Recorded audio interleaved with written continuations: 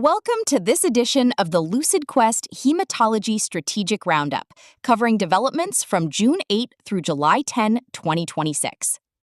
The defining story of this reporting period was the convergence of therapeutic innovation with lower burden treatment delivery across malignant and non-malignant hematology.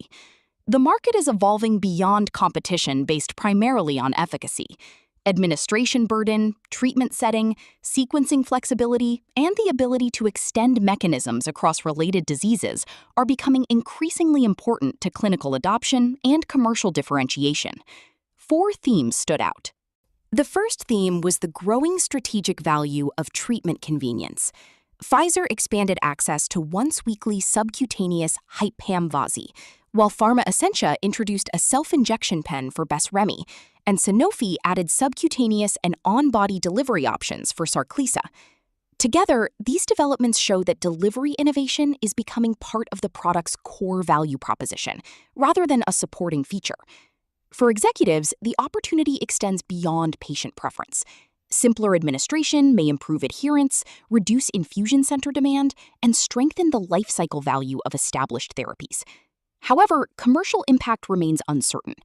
Uptake will depend on reimbursement, provider workflows, patient confidence, and evidence that convenience produces measurable improvements in persistence or resource use. A second major theme was the challenge to established treatment sequencing. Lilly's positive European opinion for Jaypirca could expand the non-covalent BTK inhibitor across all lines of chronic lymphocytic leukemia. Roche's filing for subcutaneous Lunsumio plus Polivy could also bring an outpatient-ready regimen into earlier relapsed or refractory large B-cell lymphoma. These moves provide access to larger patient populations, but they also raise the competitive evidence threshold. Clinicians will consider durability, toxicity, treatment duration, and future sequencing options alongside response. Longer-term outcomes remain important, as does the positioning of outpatient bispecific therapy relative to CAR-T treatment, and the willingness to use non-covalent BTK inhibition before covalent options. The third theme was the use of rare blood disorders to build broader hematology franchises. Incyte acquired the Phase 3 von Willebrand disease asset VGA039. Agios advanced mitapivat into sickle cell disease, and Cogent continued expanding selective KIT inhibition across multiple disorders. This platform approach may create leverage across specialist commercial teams, medical affairs, and patient-finding infrastructure. It may also increase the value of differentiated mechanisms across biologically related populations. However, each indication must still demonstrate its own clinical, regulatory, and commercial viability, and the economics of serving small populations could limit expected synergies. The final theme involved the shift from regulatory momentum to launch execution.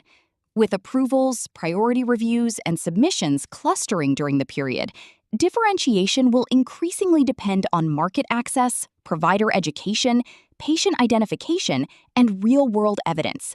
Regulatory success alone will not ensure adoption, particularly where new delivery formats introduce reimbursement or operational complexity. Looking ahead, we will be watching decisions for Jaypirca, mitapivat, and bezuclastinib, as well as the positioning of Lunsumio plus Polivy within lymphoma sequencing. We will also monitor early uptake of the new administration options and VGA039's Phase 3 progress. The key takeaway is that hematology's next competitive phase will favor therapies that translate clinical innovation into practical improvements in access, workflow, and treatment flexibility. Thank you for joining this edition of the LucidQuest Strategic Roundup. For more healthcare market intelligence and strategic analysis, visit